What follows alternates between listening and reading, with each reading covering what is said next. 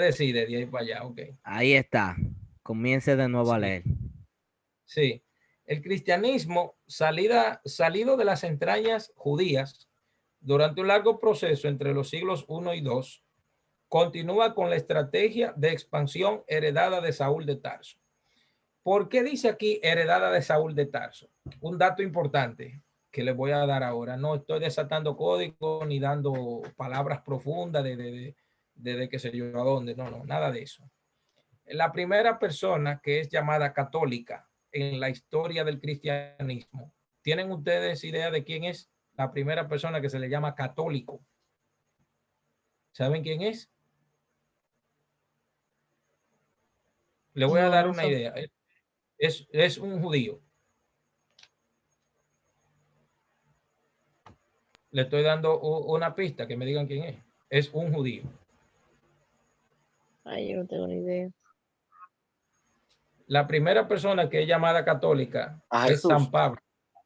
No, San Pablo. Porque San Pablo quería universalizar el judaísmo, sacar el judaísmo de las fronteras geográficas y de las fronteras teológicas de Israel. ¿Entienden? Entonces, San Pablo es la primera persona que es católica porque él quiere expandir el judaísmo a todas las naciones. Entonces, esa universalización del judaísmo que Pablo quiere llevar, lo convierte a él en católico. Hermano Jonathan, disculpe. Yo creo que eso es lo que quiere decir católico universal, la sinceridad. Tiene que ver con eso. Sí, así mismo. Eso es lo que quiere decir católico. El único problema de la palabra católica es la siguiente, que el cristianismo católico absorbió todas las religiones paganas del mundo, a todo lo que usted ve, adora a tal Dios, venga, no importa, vengan todos para acá. ¿Cuántos dioses traen ustedes de Roma? Hay 300 dioses, tráiganlos todos para acá, vengan. Y lo de los griegos, ¿cuántos traen? Hay 500, métanlos todos para acá. Pero la que tenía que absorber de verdad y no la absorbió fue el judaísmo. ¿Por qué? Porque el judaísmo no aceptaba dioses, no aceptaba cosas extrañas. ¿Entiendes? Ahí no.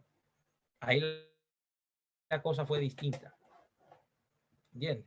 Ahí la cosa fue distinta. Porque era monoteísta. ¿O es monoteísta?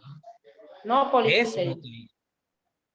Ahora, ustedes me dirán, ¿quiénes fueron los que inventaron la predicación? ¿Saben ustedes quiénes fueron los que inventaron eso? La predicación, salir a hablarle a las demás personas de su mensaje. Los romanos. ¿Saben? No. ¿Saben ustedes quiénes inventó eso? ¿Quiénes inventaron eso?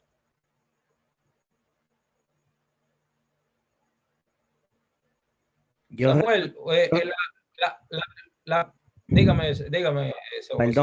Perdón, maestro. Yo recuerdo que usted lo dijo, pero no recuerdo nada. Yo sé que usted lo dijo en una clase. Samuel, léase el capítulo 1 de la aplicación que usted descargó hoy. No le diga al grupo, solamente lea el capítulo 1, el versículo 1. Nada más léalo sin decir qué fue lo que usted descargó. Léalo. ¿Sí? ¿Me está escuchando?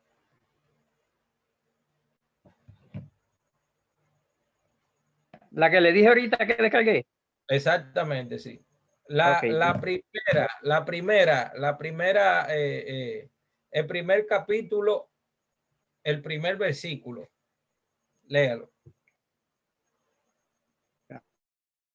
Capítulo 1.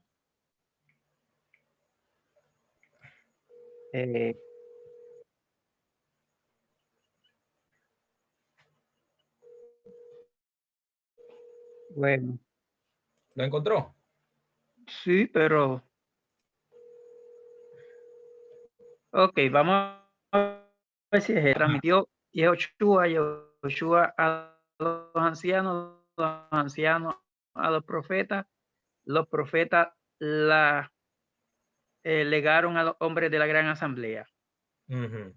¿Y Ellos qué? afirmaron 3 principios: sed circunspectos en el juicio, conseguir numerosos discípulos y hacer un cerco en torno a la Torá. Torá? Entonces, las 3 cosas que ellos dijeron, la del medio, ¿cómo dice? La del medio, Ujú.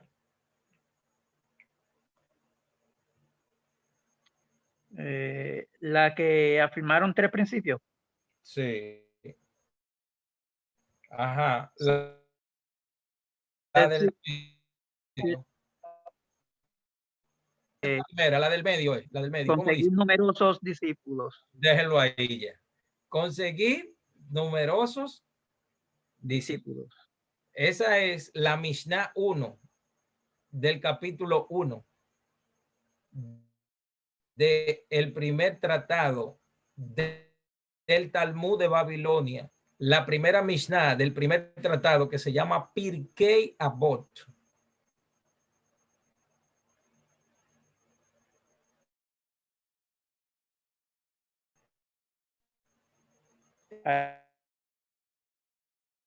Ahí lo voy a compartir.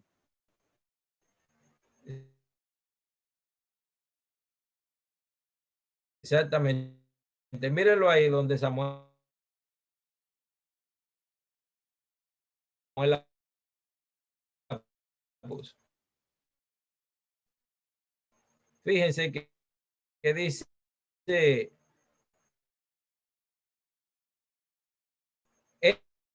ellos afirmaron 3 principios. Número 1, conseguir numerosos discípulos en torno a la Torá. ¿Fue algo que él se lo inventó o algo que él lo aprendió? Lo aprendió. Lo aprendió, ¿eh? Interesante.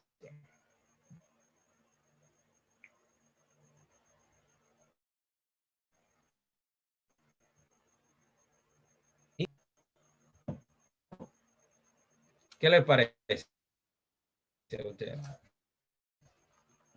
¿Ya saben de dónde salió eso? ¿Quiénes inventaron la predicación entonces? El evangelismo. No puedo decir la cruzada, porque la cruzada, eso es masacre. Cuando una gente dice, vamos para una cruzada, es como si dijera, vamos para una masacre, a matar gente. Eso quiere decir cruzada. Sí. Entonces vayan y hagan discípulos. ¿Quién inventó la predicación? Vuelvo y pregunto ahora, ¿quién la inventó? De acuerdo a esa Mishnah que compartieron ahí. ¿Quién la inventó? La gran asamblea. Exactamente. Pero ¿quiénes son ellos? La gran asamblea no era la gente del Sanedrín. Lo que quedó del Sanedrín. Pero ¿qué nombre tienen ellos en el Nuevo Testamento que le hacen mucha mala fama? Los fariseos. Los fariseos fueron los que inventaron los fariseos fueron los que inventaron la predicación. ¿Qué le parece a usted eso?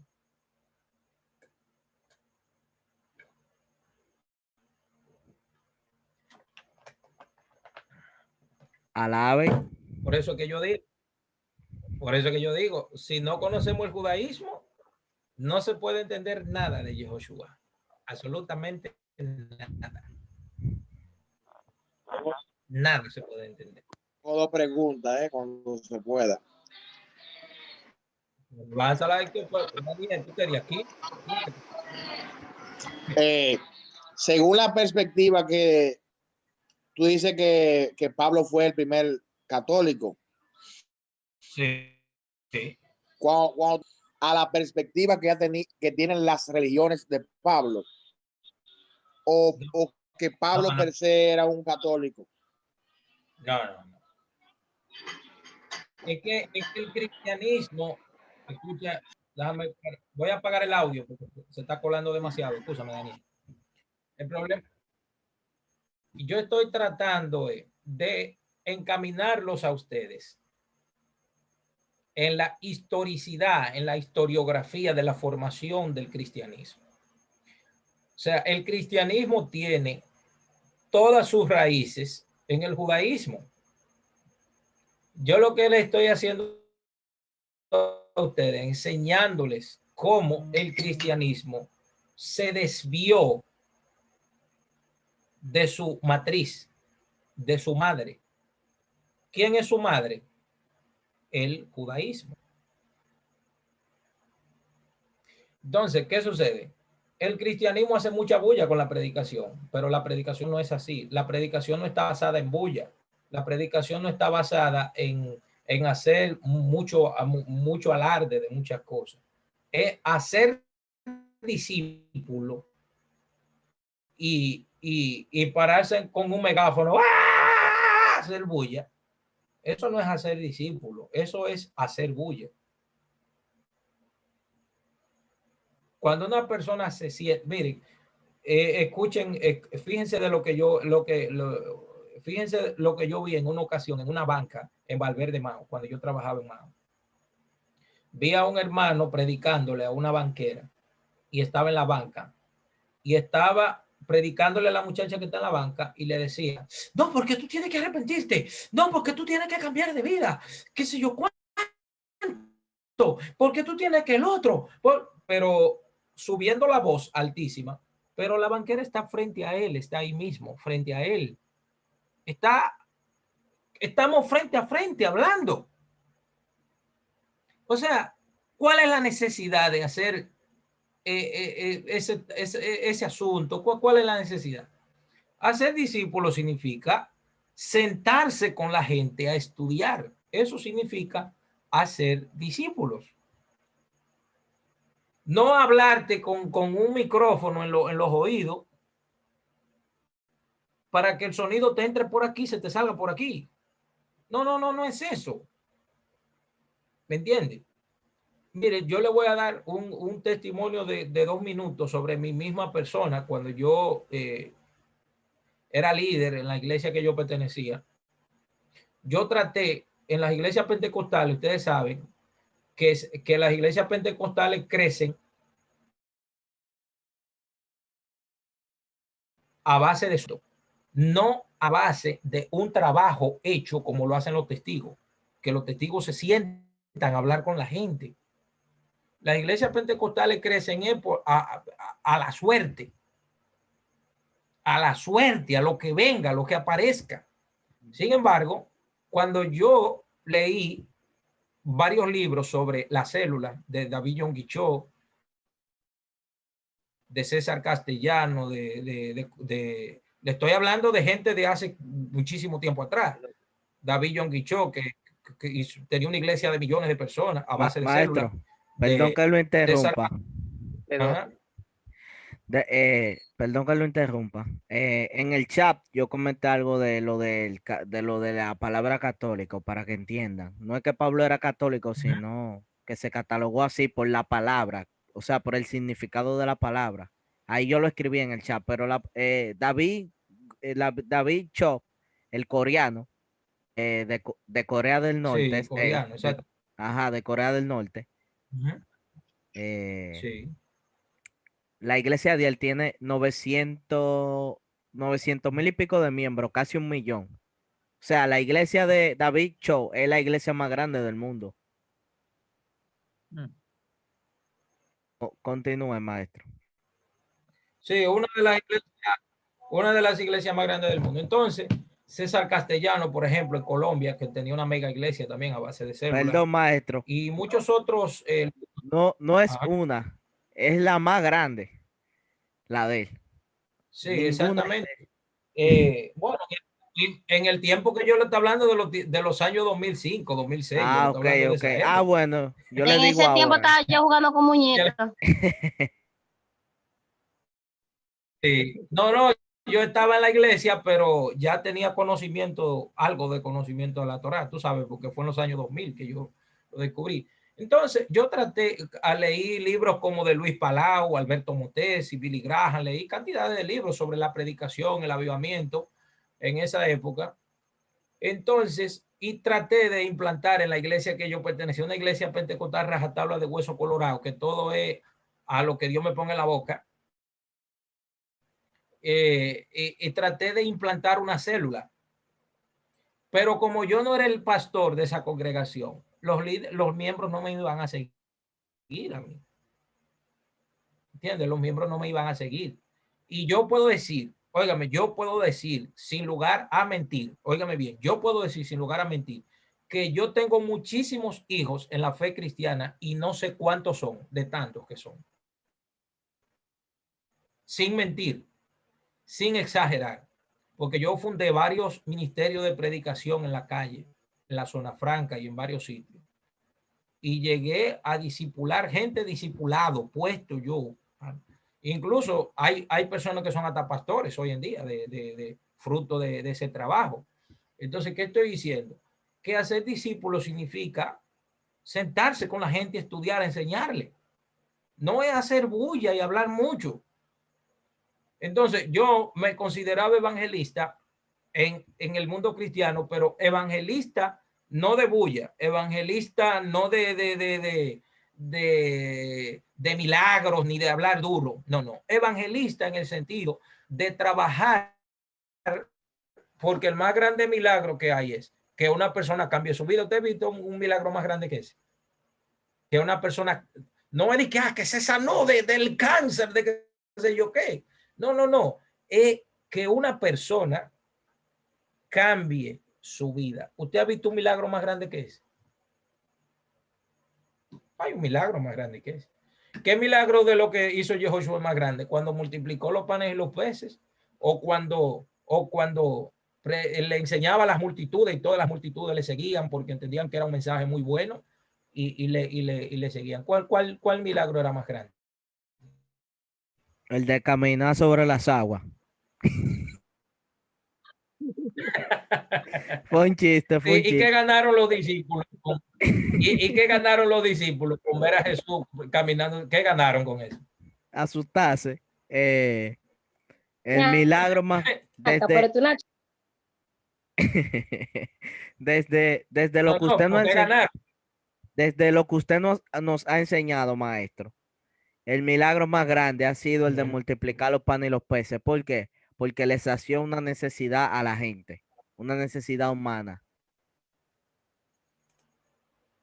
No, yo digo que yo quise decir, José, que el milagro de que la gente deje Ah, su antigua forma de pensar ok, ok. y que la gente cambie su vida en base al conocimiento que ha recibido, es más grande que cualquier milagro. Es más grande que cualquier milagro. Eso no tiene ni siquiera comparación. ¿Entiendes? Ese es el milagro más grande.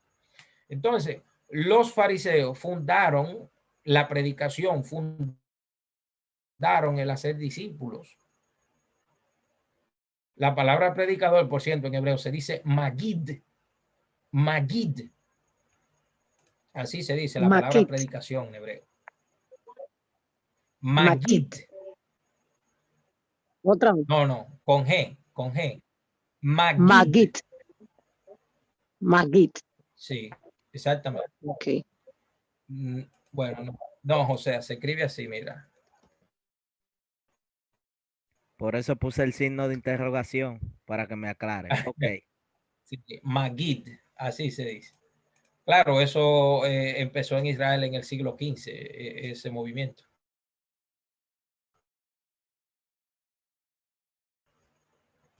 Se fundó luego en las sinagogas sefardíes del siglo XI, XII, XIII hasta el siglo XIX, un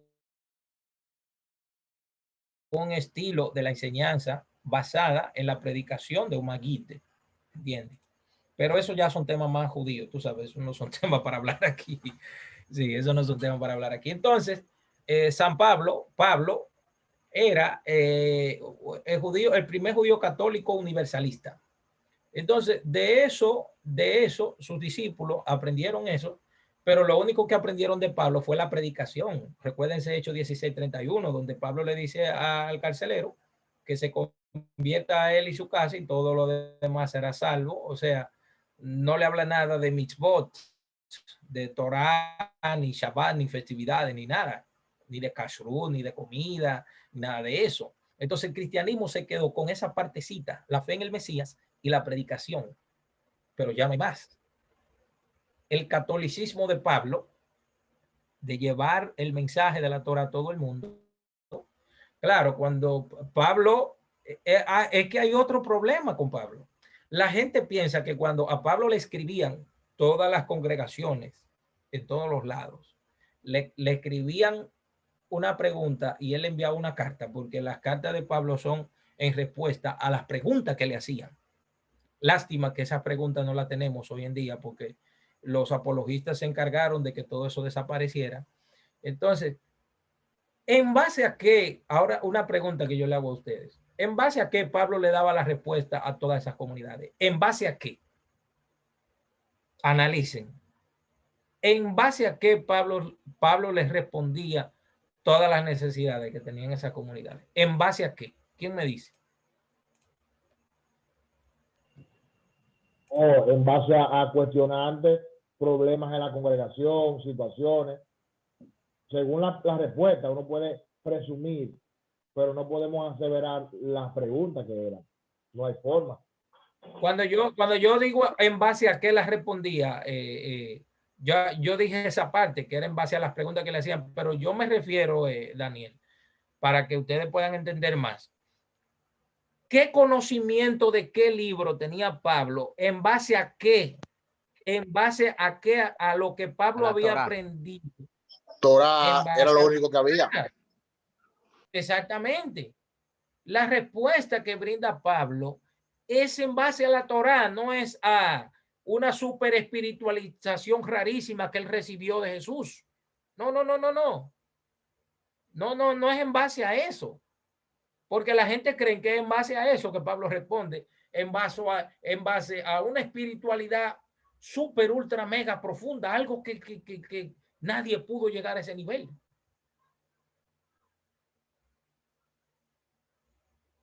Pero hubiera un rabino más fuerte que Pablo, lo que pasa es que la gente no sabe. Hubieron,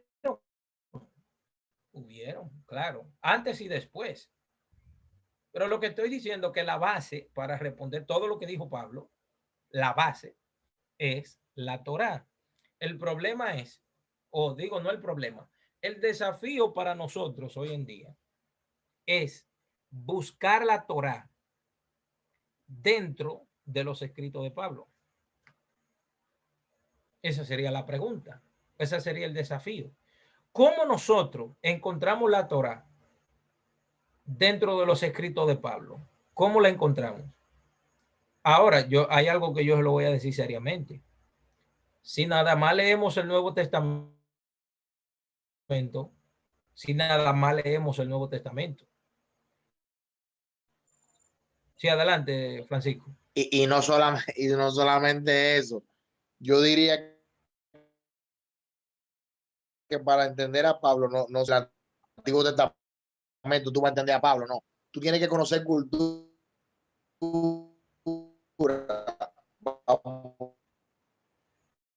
Poder entender ese verdugo. Se trata. Todos los escritos apostólicos, obligatoriamente, entiendo yo, tú tienes que conocer el judaísmo, aunque sea algo básico.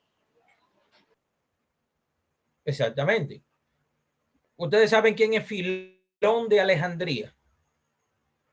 ¿Lo han oído mencionar a ese señor? ¿Lo han oído mencionar a Filón? Sí, yo lo he escuchado, pero no sé nada. No sé. Maestro, una pregunta para que continúe con la explicación de la clase. ¿Pablo era rabino? Sí. Autorizado. Esa pregunta es un poco difícil de responder. Ok, vamos a obviarla. No es tan simple. No es tan fácil de responder. O sea, cuando nosotros decimos que Pablo es rabino, nos estamos solamente extrayendo información del texto del Nuevo Testamento. Pero no hay más testigos, solamente lo que dice el Nuevo Testamento. No hay más testigos. Y hay registro de todo aquel que era rabino en el primer siglo Actualmente hay registro de todos los rabinos. Adiós. Hay evidencia de cada rabino. En el Talmud se registran más de 5,000 rabinos y muchos de ellos procedían, pero señores, en el Talmud hay escritos de Esdras, y no va a haber, ¿me entiendes? Pero mejor no nos metamos para allá, porque después... Sí, pero quiero aclarar algo, quiero entender algo. Hay más de 5,000 rabinos, dice usted, maestro, pero por ejemplo, están esos 5,000 que hay, ¿son todos los que estaban en aquella época? ¿O esos 5,000 son de los que había, pero hay más de ahí? No, había más. Esos son los más sobresalientes. Ok. Son muchísimos más todavía, porque la Gemara y la Mishnah, eso está lleno de rabino ahí rarísimo. O sea que si Pablo hubiese sido tan sobresaliente en la época, como él mismo habla, que era el más estricto y que él mismo se destacaba, él debió haber estado ahí mencionado, digo yo. Si usamos la lógica, sí. Si usamos la lógica, sí. Pero si no usamos mucha lógica, ¿me entiendes? Ya la cosa ahí se complica un poco. Pero yo no quiero quitarle fuerza a Pablo, ¿verdad? Ni la fuerza que tiene Pablo a los ojos de ustedes. Simplemente que de lo que dice el texto del Nuevo Testamento, con todas sus contradicciones que no son fáciles de resolver. Y nada más le voy a dejar esta pregunta para que ustedes la analicen más, pero no me hagan preguntas. Yo le voy a dejar la pregunta para que ustedes la analicen, pero no me paren el texto ahí, o sea, la discusión, o sea, la conversación ahí mismo. Según Hechos 9, Pablo 7, 8 y 9, Pablo busca cartas en el templo para perseguir a los discípulos de Jesús, ¿verdad? En el templo. Pero entonces Pablo es fariseo. Entonces, ¿qué significa que Pablo es fariseo? Los fariseos están en contra del templo. Nunca ningún fariseo puede convertirse en perseguidor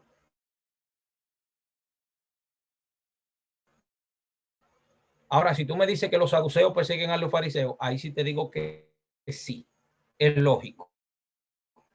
Pero como un fariseo, ¿con qué jurisdicción un fariseo, como el caso de Pablo, va a ir al templo donde los saduceos, que son enemigos a muerte, a pedir carta para perseguir a los seguidores de Jesús?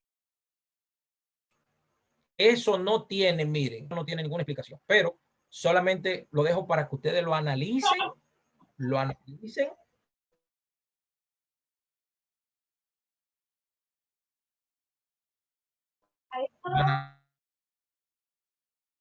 analizar.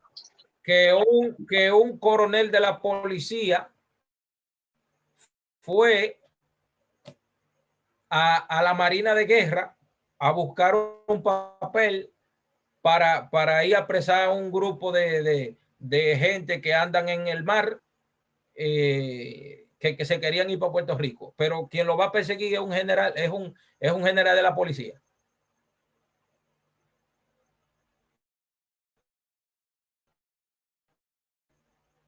Eso no tiene sentido.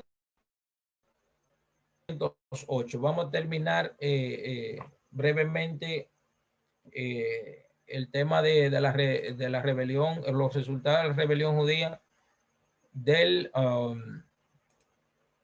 año 135.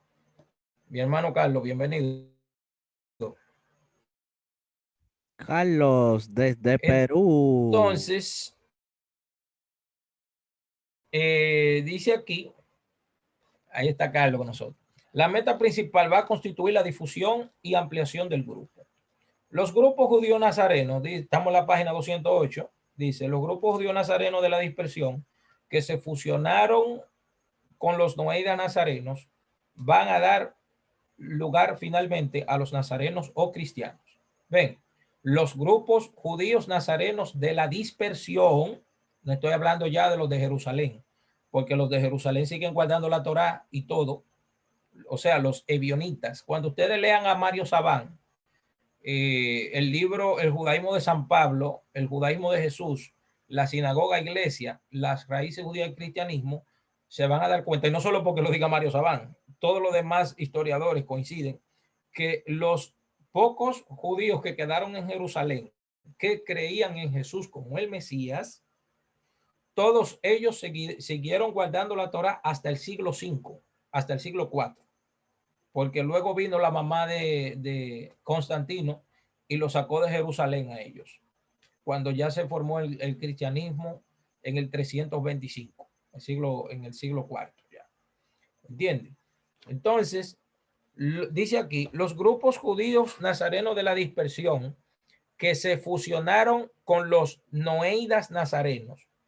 Primero eran judíos nazarenos, luego declinaron a llamarse noeidas nazarenos. ¿Qué quiere decir noeida nazareno? O sea, ya gentiles que no guardaban la ley, que solamente guardaban las 7 leyes de Noé, pero que se identificaban con la fe nazarena. Pero ya no son judíos nazarenos, porque si decimos judío nazareno, significa que están guardando la ley todavía. Lo único, están guardando la ley, pero creen que Jesús es el Mesías. ¿Entienden el declive que hay aquí? Hay un pequeño declive ahí. Entonces, en ese sentido, la figura mesiánica de Yehoshua de Nazaret era unificadora de los judíos nazarenos y de los noeidas nazarenos, ¿verdad? Los noeidas nazarenos y de los judíos nazarenos. Y de los otros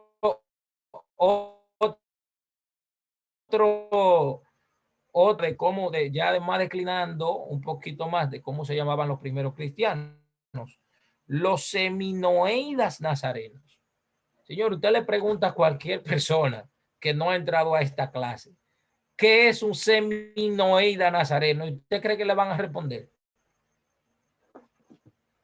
Usted va a cualquier iglesia, a cualquier grupo, usted le pregunta, ven acá, fulano, ¿tú sabes lo que es un seminoeida nazareno? O tú le preguntas, ¿tú sabes lo que es un noeida nazareno? O un seminoeida nazareno. ¿Qué creen ustedes que le va a decir esa persona en caso que usted le pregunte? ¿Qué es eso? ¿Qué es eso?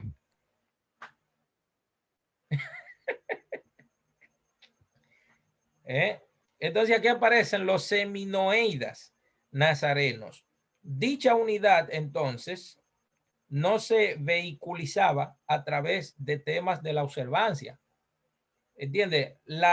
Dice aquí, dicha unidad no se vehiculizaba a través de los temas de la observancia.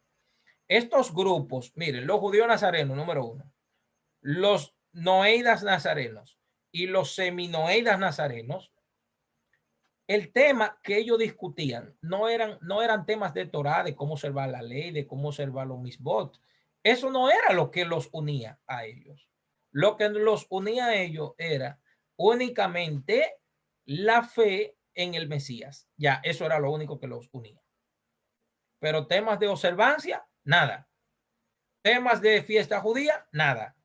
Temas de descanso en Shabbat, nada. Esos son temas son cristianos entonces. ¿Cómo? Bueno, entonces dice aquí, dicha unidad entonces no se vehiculizaba a través. Buenas noches, Oscar. ¿Puede escucharnos? ¿Nos puede escuchar? ¿Puede presentarse?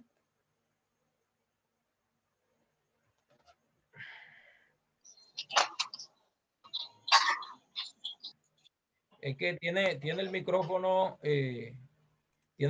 apagado, Oscar. Lo tiene apagado. Entonces dice aquí, dicha unidad no se vehiculizaba a través de tema de observancia, sino por la adhesión a través de la fe al Mesías en la calidad de la persona de Yehoshua de Nazaret. Eso era lo único que unía a estos tres grupos. El nazareísmo, entonces, supera al judaísmo nazareno. Ven a donde aquí hay una ruptura ya. Fíjense que hay una ruptura. Dice, el nazareísmo supera al judaísmo nazareno. ¿Qué quiere decir eso? Que el nazareísmo supera al judaísmo nazareno. ¿Qué quiere decir eso? ¿Alguien me puede decir qué quiere decir eso? sea, en cantidad. ¿Qué quiere decir? En cantidad de personas, sí. El nazareísmo supera. Ajá. Ya poco a poco los judíos van perdiendo su identidad, ¿no? Sí, la van perdiendo y van optando por una nueva identidad. Sí. ¿Entiendes? Pero una identidad que se le inventaron ellos. No una identidad que vino de arriba. No una identidad que viene del cielo. No, no. Ellos que mismos. Viene de la revelación. Ellos mismos inventaron esa identidad. ¿Entiendes? Ellos se la inventan. Porque eso no viene de Jerusalén. Eso no viene de la Torá. Eso no viene de nada del pueblo judío. Eso no procede de ahí. ¿Entiendes? Entonces, ¿qué pasa? Dice aquí, el nazareísmo supera al judaísmo nazareno, ya que el tema de las observaciones rituales quedan relegadas a un segundo plano, cuando debería estar en primer plano, queda en un segundo plano. Dice, en la definición conceptual del grupo, si el noeida era noeida porque cumplía las leyes de Noé, y el judío era judío porque cumplía las leyes de la Torá en forma integral, el paulinismo, ¿saben cuando ya yo digo paulinismo a qué nos estamos refiriendo? Ok, él dice que le activen. José, ayúdeme a Oscar porque no puedo estar en las dos cosas, por favor. Usted es anfitrión ahí. Sí. Dice aquí, si bien, ok, dice,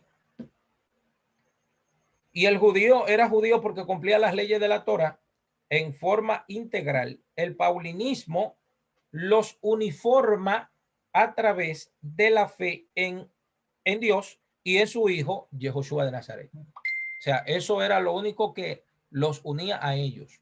No la observancia de los mandamientos, no la observancia de ninguna ley de la Torá ni nada por el estilo.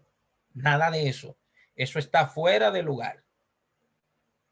Si bien la crítica al ritualismo judío fue la base determinante de la unificación entre los judíos nazarenos, los noeidas nazarenos y los seminoeidas nazarenos eran una segunda etapa.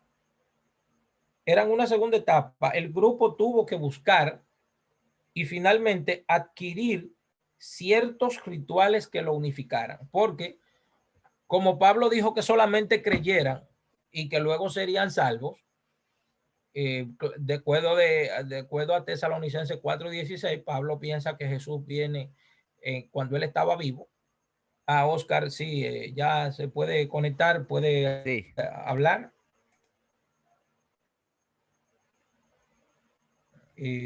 Dale clic, Oscar, dale clic ahí mismo en el micrófono para que se desactive el silencio. Ahí. Ok, puede hablar ahí. No, lo desactivaste de nuevo. Actívalo de nuevo. Actívalo otra vez. Dale clic ahí, ahí. Ok, puede hablar ahora.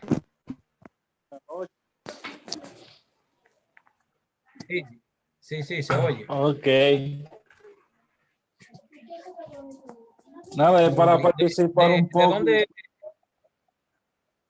¿De dónde se conecta con nosotros? ¿De dónde? Yo soy desde Pantoja, un vecino de Daniel. Ah, un vecino de Daniel, ok. Sí, un vecino mío. Ah, ya. Gracias. Okay, bienvenido. Ok. Entonces, dice aquí, si bien la crítica al ritualismo judío fue la base determinante de la unificación entre los judíos nazarenos, número 1, número 2, los noeidas nazarenos, y número 3, los seminoeidas, y finalmente adquirir ciertos rituales que lo unificaban, porque acuérdense que todas estas comunidades están siendo fundadas por Pablo. Entonces Pablo quiere que todos se reúnan en una comunidad, pero los judíos nazarenos guardan la Torá, lo que vienen del mundo gentil, los noeidas, los seminoeidas, no guardan la Torá. Entonces tienen que buscar un ritual que una a estos grupos, porque había una división en las comunidades. ¿Entiendes? Había una división. Entonces, y este era el problema que aparece ya en el decreto apostólico del año 50, que nosotros hablamos de Hechos 15. Lo hablamos claro, cuando eso, yo creo que de los que están aquí, yo creo que tal vez nada más habían uno o dos.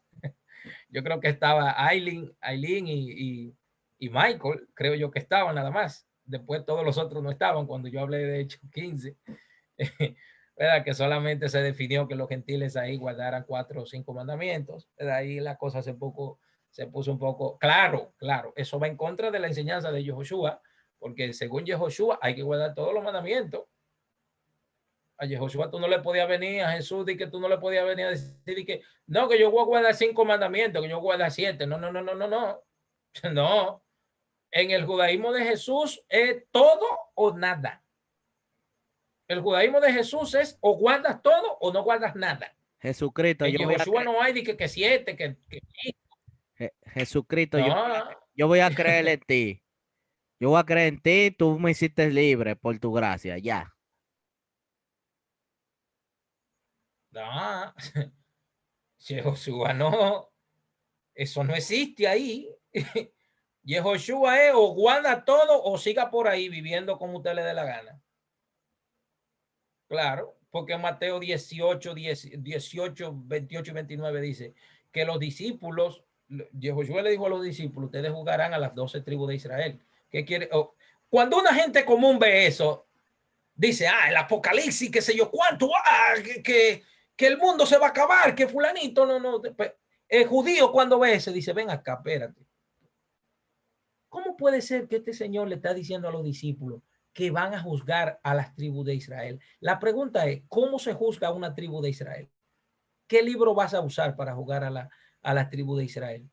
¿Qué vas a usar? ¿La espiritualidad súper rara que te llegó de arriba o vas a utilizar la Torah? ¿Qué vas a utilizar para juzgar a un judío? ¿Qué vas a usar?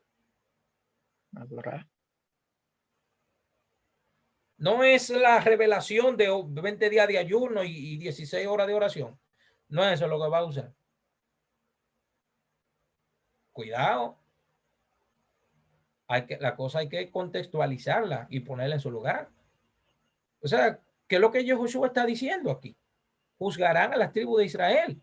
¿Pero qué voy a utilizar para juzgar a las tribus de Israel? ¿Qué uso? ¿Un libro raro que apareció ahora o utilizo la Torá, el Talmud, la cultura judía, todo lo que se había enseñado?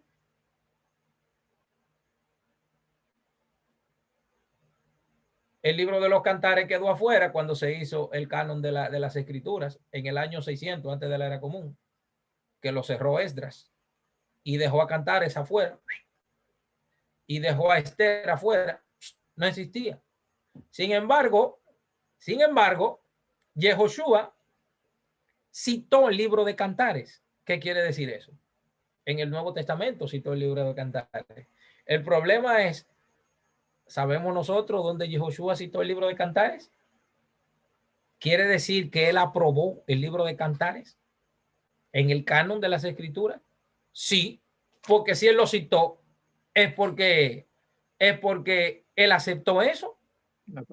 Sin embargo, Rabí Akiva en el año 130 dijo, vamos a poner el libro de Cantares en el canon de Esdras. Y le agregaron a Cantares. Y le agregaron al libro de Esther también. Caso resuelto.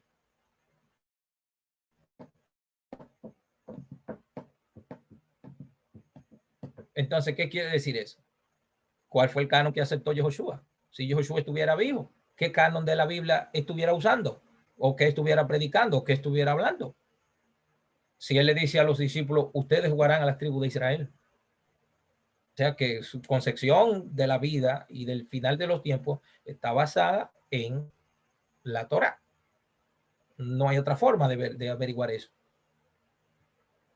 No existe. ¿Entienden? Y esto lo digo para que ustedes piensen y analicen, piensen. No se traigan las cosas así, sino analícenlas. Hay que analizar lo que se enseña. Entonces dice el último párrafo de la página 208, dice, y este era el problema que aparece ya en el decreto apostólico del 50, ya que se debía prevenir allí por parte de los 12 que existirían subcomunidades dentro de un mismo grupo. Por un lado, existían judíos nazarenos que creían que Yehoshua era el Mesías y que se mantenían como judíos observantes de la Torá, y otra comunidad compuesta por los gentiles que cumplían con las 7 leyes noágidas y que formarían parte de la misma comunidad, y sin embargo, el ritual de ambos subgrupos era diferente. Unos cumplían toda la Torá judía, descanso en Shabbat, comidas, el ciclo anuario judío, todas las fiestas, etcétera.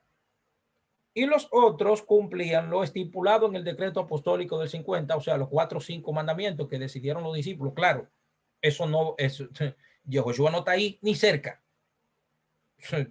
Maestro, en tu nombre echamos fuera demonios, hicimos esto, profetizamos y de qué, y Yehoshua le va a decir, apártense de mí ustedes que violan la Torá. Ah, pero que suena bonito el texto de que hacedores de maldad, sí, pero hacedores de maldad significa personas que violan la Torá. O sea que Yehoshua no le llama la atención que usted diga 300 profecías y reprenda 70,000 demonios y dure 25 horas orando. A Yehoshua no le interesa eso. Yehoshua quiere que sus discípulos guarden la ley. No lo digo yo, lo dice él. O sea, no peleen conmigo, peleen con él. Yo solamente estoy repitiendo lo que dijo Yehoshua. Yo no estoy metiendo, yo estoy aquí, como quien dice, representándolo a él y diciéndole, señores, ustedes deben de hacer lo que dice su maestro. Yo me tengo que quedar fuera porque yo no soy ni bueno ni malo. Yo solo trato de hacer lo que es correcto. ¿Y qué es ser correcto desde mi punto de vista? Tratar de observar la Torá. Eso es lo que yo entiendo que es bueno. Pero yo no puedo decir, no, yo guardo la Torá. No. Yo hago un esfuerzo, guardo la Torá, Hashem me da mi bendición, me recompensa, porque él así lo ha dictaminado.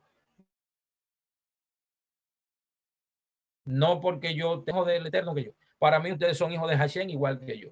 Estamos en diferentes niveles, pero estar en diferentes niveles no quiere decir que yo sea mejor. No. Estamos en diferentes niveles. Ustedes son hijos del Eterno y yo también. Caso resuelto. Y no estoy condenando gente, me libro de eso, de estar lanzando palabras negativas sobre una gente. Me libro de eso. Ahora, yo le puedo mencionar algunos deberes. Eso es así. Entonces, página 209 dice, en consecuencia, con la sola excepción del bautismo, y oigan lo que aparece aquí, la Eucaristía. Oiga eso. La Eucaristía. Ya desarrollados, no existían otros ritos unificadores. ¿Entiende? El bautismo y la Eucaristía. Le pregunta, el problema es, ¿qué es la Eucaristía? Búsquenme ahí, José o cualquiera de los muchachos, ¿qué es la Eucaristía? Búsquenlo ahí. No existían otros ritos unificadores. Lo único que los unía era el bautismo y la Eucaristía. O sea, no los unía el guardar el Shabbat, no lo unía el descanso en Shabbat, la celebración de la Pascua, el 14 de Nisan, ni nada por el estilo. Maestro, okay, míralo ahí. Míralo aquí. Sí. Ajá. Sacramento de las iglesias cristianas, que consiste en consagrar el pan y el vino memorial de la muerte y resurrección de Jesús y su distribución entre los fieles. Ok. Ya lo puede cerrar ahí. Fíjense bien. Claro, eso tiene una raíz judía, eso que puso José ahí, porque Yehoshua celebraba la Pesaj, que luego en el cristianismo se le llamó Pascua, en recuerdo de la salida de Egipto. Ahora, cuando Yehoshua dice, celebren esto en memoria de mí no quiere decir en memoria de su persona, quiere decir en memoria de mis enseñanzas. ¿Entiende? en memoria de lo que yo le enseñé a ustedes. ¿Qué yo le enseñé a ustedes? La interpretación de la Torá según yo la interpreto. ¿Entiende? Y el bautismo, eso era lo único que estaba uniendo estos grupos. Entonces dice, la crítica al ritualismo judío no podía derivar en el mantenimiento en torno de los dos grupos dentro de una misma comunidad. Y es así que el noeísmo proveniente de la gentilidad logró desplazar o absorber a los iniciales grupos judíos nazarenos del nazareísmo y se debieron unificar rituales. Pero ya estos rituales, ya los judíos no participan únicamente porque ya ellos están saliendo, están pasando la línea roja. ¿Entiendes? Solamente se están quedando con la fe en el Mesías y ya. No, otra cosa no sigue. La pregunta es, ¿qué comen? ¿Qué días se reúnen? ¿Qué calendario siguen? Porque en el libro de Lucas capítulo 2 dice, y aquel año Jesús, hijo, o sea, María y José celebraron a celebrar Pesa ese año.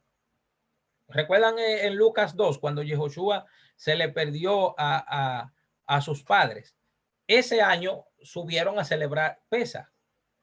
¿Qué quiere decir eso? Que ellos no estaban celebrando la Santa Cena todos los domingos, como la hace la Iglesia Católica, o todos los primeros meses. No, los primeros domingos, ni nada por el estilo.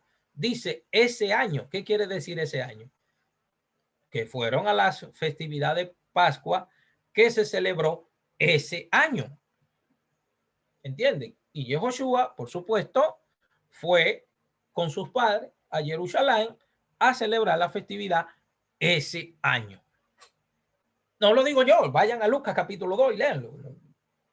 Yo me limpio la mano como Pilato ahí, hago una tilayadain ahí, me limpio la mano, yo no tengo nada que ver con eso. Yo solamente estoy explicando y diciendo lo que dice el libro de Lucas. Ven, el análisis histórico es el siguiente. Fíjense bien lo que dice el doctor Sabán aquí. El judío nazareno continúa siendo judío por las observaciones mosaicas, porque Yehoshua dijo, yo no he venido a abolir la ley, sino a cumplirla. ¿Entiendes? Entonces los judíos ebionitas de Jerusalén que seguían a Yehoshua como el Mashiach, seguían guardando su Torá sin ningún tipo de problema y nadie ahí estaba formando una nueva religión porque creía que Jesús era el Mesías. No. Nadie estaba dividiéndose. Dice, ay no, que yo creo que tú no crees, chapayazo.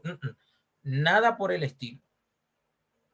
Esos judíos seguían normal, decían Jesús es el Mesías, pero seguían guardando su Torá, su festividad, de todo. Maestro, una pregunta. Ajá. Usted sabe que como todas naciones hay personas creyentes y no creyentes. En Israel, sí. En Israel se da este caso de que hay un porcentaje de personas que no siguen el judaísmo, o sea que no son creyentes, son personas normales sin ningún tipo de creencia religiosa o hacia Dios. Muchísimo. Ok. No, un paquetón, muchísimos judíos, pero mucho en demasía. Muchísimos judíos hay. Uf, cantidades. Entonces, para ir terminando de este capítulo, dice, el análisis histórico es el siguiente. El judío nazareno continúa siendo judío por la observancia mosaicas. El noeida nazareno continúa siendo noeida porque cumple con la normativa apostólica desarrollada en el Concilio de Jerusalén, y el seminoeida, ya más bajito, ya menos observancia, menos, o sea, no practica nada. El seminoeida nazareno es el que aparece a finales del siglo II por la interpretación flexible del decreto apostólico del año 50. El factor de unión de tres subgrupos era su calidad de nazarenos. O sea, el factor de unión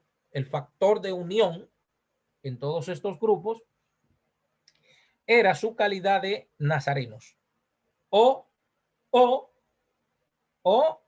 cristianos. O sea, o cristianos. A finales del siglo II, las definiciones se invierten del siguiente modo.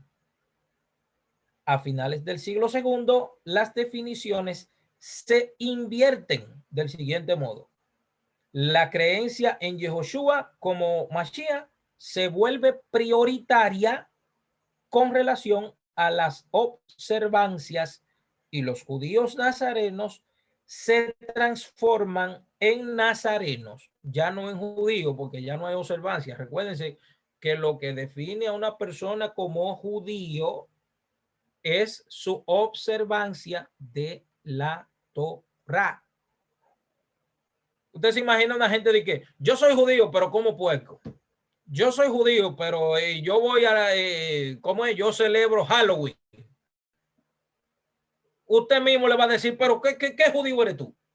Yo no veo a ningún judío celebrando Halloween. Yo no veo a ningún judío celebrando Navidad. Ustedes mismos le dirían, pero ¿qué hace un judío celebrando Halloween? ¿Qué hace un judío celebrando San Valentín? ¿O qué hace un judío celebrando el 21 de enero, el día de la Virgen de qué sé yo qué mañana? ¿Qué sé yo de qué Virgen? Son muchos nombres. En México, sí. Virgen de la Mercedes. Aquí Virgen de la Altagracia. No, Guadalupe, Mercedes, Altagracia, Tatica. Hay muchos nombres. ¿Entiende? Entonces, usted mismo le va a decir, usted es un mentiroso, usted no es judío nada, porque los judíos no hacen eso que usted está haciendo. Cuando viene a ver un judío moderno, hay gente que creen que Jesús comía puerco. Hay gente que se atreven a creer eso, que Jesús comía puerco. Sí, hay gente que se cree en eso. ¿Cómo? Que Jesús comía cerdo. Sí, hay gente que cree en eso. Que Jesús vivía comiendo cerdo y cotillita y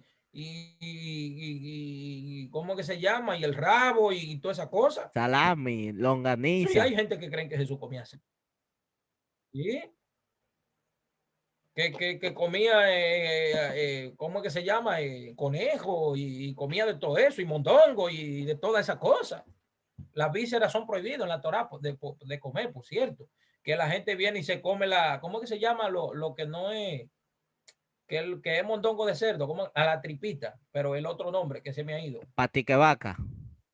No, es del cerdo. Ah, del cerdo. Que es por donde pasa la mierda, por donde pasa la mierda. La morcilla. La morcilla es uno de ellos, sí, que lo llenan de sangre ahí. Pero es la tripita, pero que tiene otro nombre. A mí se me ha olvidado cómo es que le llaman a eso. La gente cree que Jesús comía eso. ¿La qué? Mondongo. Hay gente que cree que Jesús comía eso.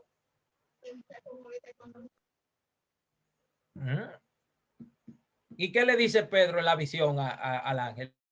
Le dice, cuando él le dice sacrifica y come, ¿qué le dice Pedro? Cosa inmunda no ha pasado por mi boca jamás. O sea, ¿qué significa eso? Que los discípulos de Yehoshua siguen guardando su Torá. No, porque la gente interpretó que cuando Dios le respondió a Pedro que todo él lo ha purificado, ellos creen que se refiere a comida, pero era lo que yo le decía a un amigo mío. ¿Para dónde iba Pedro? Para donde personas. Entonces esa visión fue alegórica. ¿Por qué? Porque la respuesta de Dios es refiriéndose a la persona, no a la comida. Entonces, al llevarlo a literal, la gente ya dice, no, ya se puede comer de todo. Porque es lógico. Pedro iba para donde personas. Entonces Dios le está diciendo, ya yo purifiqué, o sea, yo limpié esas personas, pero utilizó esa visión de la comida para hacer referencia a eso y la gente lo interpreta de otra forma. Ahí está lo malo cuando solamente usamos un solo nivel de interpretación. Sí. Porque un ejemplo, si yo le puedo meter lo literal. Un ejemplo, ok, Dios habló de comida, pero cuando yo me voy a las leyes levíticas, yo digo, pero que Dios prohibió el cerdo, no puede ser cerdo esto. Entonces ahí me voy a otro nivel de interpretación y ahí es que puedo llegar a la verdadera conclusión de esa interpretación de ese texto. Dele, maestro. Sí, pero cuando usted le dicen que todo eso fue clavado en el madero de la cruz, cuando usted le dicen eso y usted dice que no, entonces de una vez dicen que el diablo lo está usando y que está metiendo una falsa doctrina. Y ahí Entonces el vino más que para limpiar los animales, pudieran comer los cristianos los animalitos nada más. Porque como no tenían más nada que comer, más que cerdo, puerco, pues vamos a limpiárselo. Me voy a sacrificar para que ellos puedan nada más comer cerdo. Es que la carne de cerdo, no, pero a la carne de cerdo le gusta a la gente, Samuel. Yo estaba ayer comiendo con el maestro Elvis, Jonathan, y No se estamos puede ahí en una involucrar. cosa de comida. Estamos en un restaurante ahí de comida y nos ofrecen pollo y cerdo. Y yo, no, pollo. Y la muchacha decía, usted también, ese hombre no come cerdo. Le dije yo, póngale pollo también. Oh, y vino un pastor evangélico. ¿Qué hay? No, tenemos esto, carne, pollo guisado y carne de cerdo. Ponme ahí moro de habichuela con ese cerdito ahí heavy. hey, qué profundo. Dame ese cerdo con ese moro de Hey, habichuela, dijo ese pastor.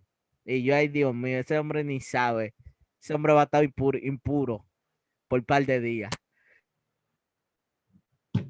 bueno, que Hashem lo ayude ahí, no sé. Digo, si es que Hashem se acerca por ahí, Lo que le quiero dejar ya dicho es, lo ve. maestro, lo que le quiero dejar dicho es que cuando Sí, a la gente le ponen una carne, o sea, tú le puedes ofrecer 5 tipos de carne a una gente, pero cuando tú le metes el cerdo, la gente siempre se va por el cerdo. Aparte de que es más cara que otras carnes, y dicen, no, cerdo. No, tenemos carne de rey y pollo y cerdo. Cerdo. De una vez, eligen el cerdo. De una vez. bueno, imagínate, para los gustos sí, no los colores. Es lo que le digo, que a la gente le gusta Dice, mucho esa carne. dice, la creencia en Yehoshua como el Mashiach se vuelve prioritaria con relación a las observancias de los judíos nazarenos, se transforman en nazarenos o cristianos, judaizantes. Los noeidas nazarenos se transforman en nazarenos noeidas. Óigame, ya noeida está quedando atrás. Ya solamente se quedan nazarenos nada más. Ya eso está desapareciendo totalmente. Y finalmente, los seminoeidas nazarenos terminarán transformados en nazarenos seminoeidas. Oye, luego terminarán transformados en nazarenos seminoeidas. La fusión de estos 3 grupos dio lugar finalmente la fusión de estos 3 grupos. ¿Quiénes son? Nazarenos, nazarenos noeidas, seminoeidas y luego seminoeidas. La fusión de estos 3 grupos da como resultado el cristianismo. Y ya este grupo dice judíos, tradición oral, Talmud, Mishnah, Gemara, Midrashim, fiesta judía, See you later. See you later. Calendario hebreo. Nos vemos en 2000 años. Nos vemos en 2000 años. ¿Qué tú dices, Daniel, de eso? Dime. Nos vemos en 2000 años. Daniel.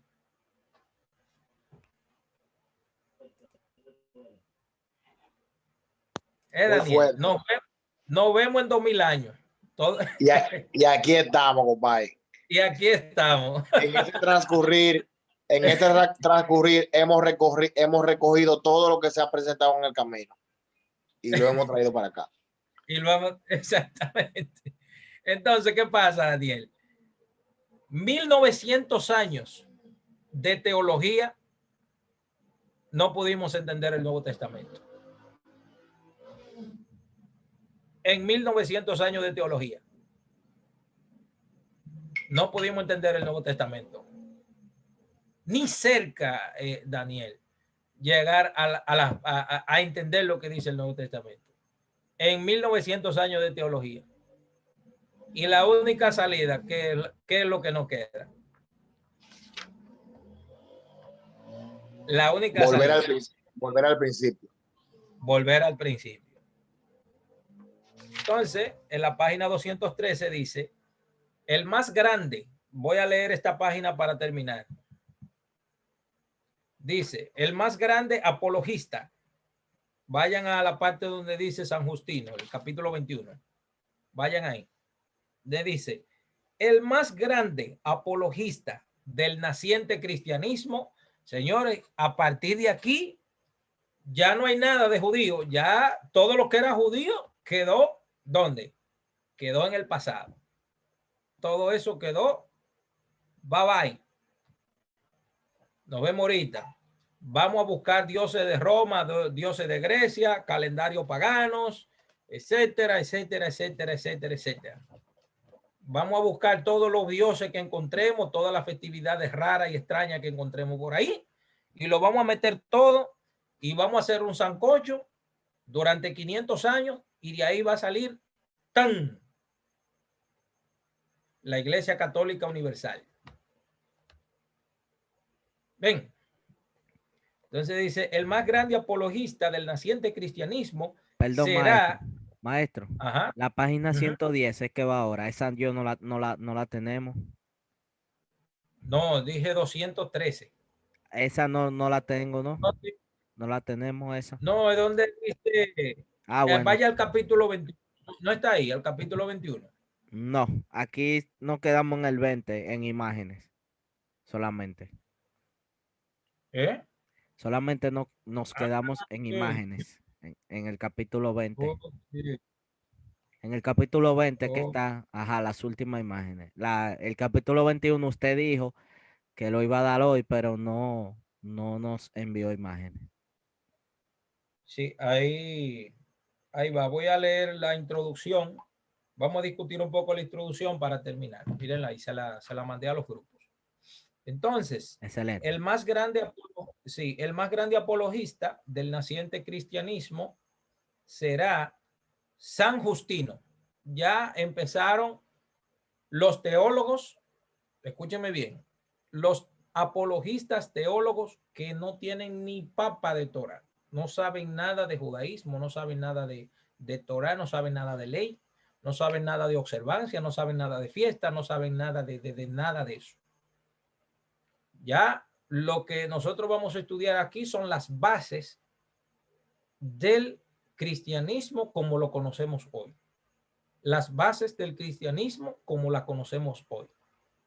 Fíjense bien, el más grande apologista del naciente cristianismo será San Justino. Había nacido en la ciudad hebrea de Siquén, o Siquén, bajo el Imperio Romano, que se llamaba en aquella época Flavia Neápolis. Se llamaba, porque usted sabe que los romanos les cambiaban los nombres a las ciudades, ¿entiende? Entonces, aproximadamente entre los años 100 y 110. Pero ¿qué pasó en el año 100 al 110? Que ya los seminoidas nazarenos ya no eran observantes de los mandamientos de la Torá. Entonces, ¿qué quiere decir?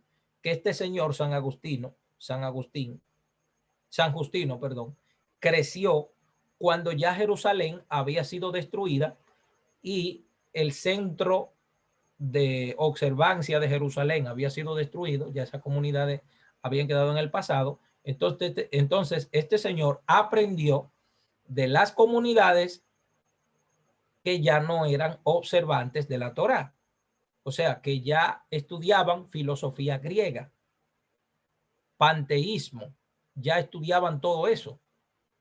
La filosofía de Platón y Aristóteles. Sí, perdón, maestro, porque en el siglo II en adelante fue que los cristianos que vivían cerca de Roma y todo eso y empezaron a absorber los grecos romanos.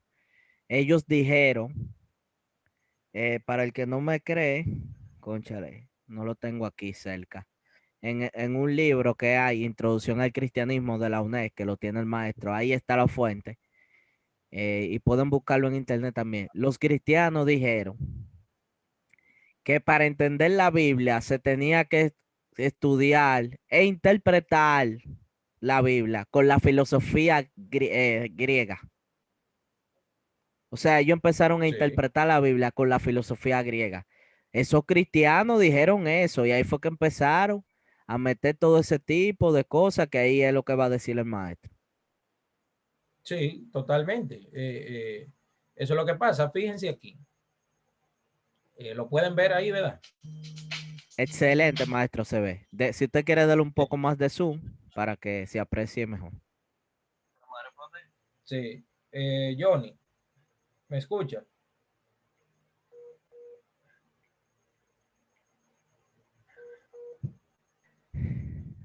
Entonces, mi gente. Fíjense, Ok, ya. fíjense. El más grande apologista del naciente cristianismo será San Justino. Había nacido en la ciudad hebrea de Siquén, llamada bajo el Imperio Romano como Flavia Neápolis, aproximadamente entre los años 100 y 110.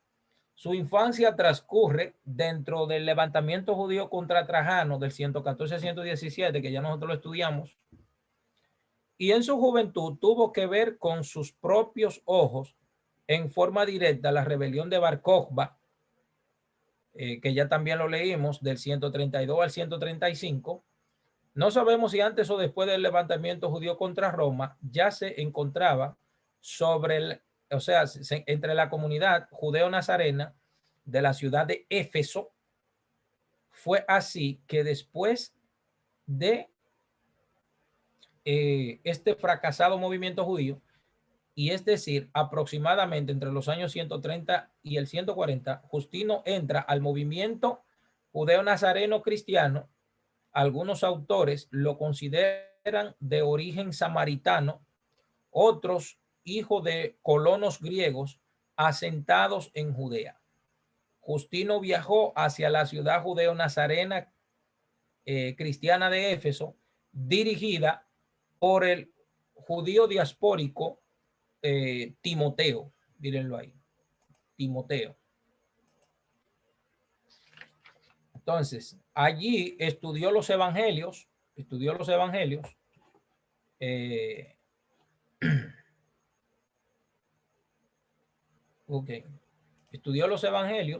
Voy a terminar el párrafo de la página 214 y terminamos ahí. Allí estudió los evangelios y el Apocalipsis de aquel santo anciano llamado Yohanan el Sheliach o San Juan el Evangelista. Estudió filosofía griega y se hizo admirador del sistema del pensamiento del sabio judío Alejandrino Filón. Concilió la filosofía helénica y ese judeo-cristianismo primitivo. Viajó posteriormente a Roma. Ya ahí el tipo empieza, en las próximas clases vamos a hablar, bueno, ya vamos a entrar a la querella pascual y a la teoría de Marción. Vamos a entrar pronto a esos temas que son bastante picantes, porque son teología pura teología. Hemos terminado la clase de hoy. Vamos a dejar con la opinión de la clase de hoy a Michael, que es el primero que se va siempre. Adelante, Michael. Y en primer lugar quiero darle gracias a Chen por la oportunidad y a nuestro hermano Jonathan. También le doy gracias a Dios de que estás hasta el final. No, yo tengo varias clases que la estoy terminando. Parece Dios mío, algo grande se aproxima al mundo. Bueno, no, yo en cuanto a la clase y eso, vamos bien. Es decir, nos vamos abriendo, esa es la idea. Y abriendo la mente, no cerrarnos, sino ir abriendo, ¿verdad?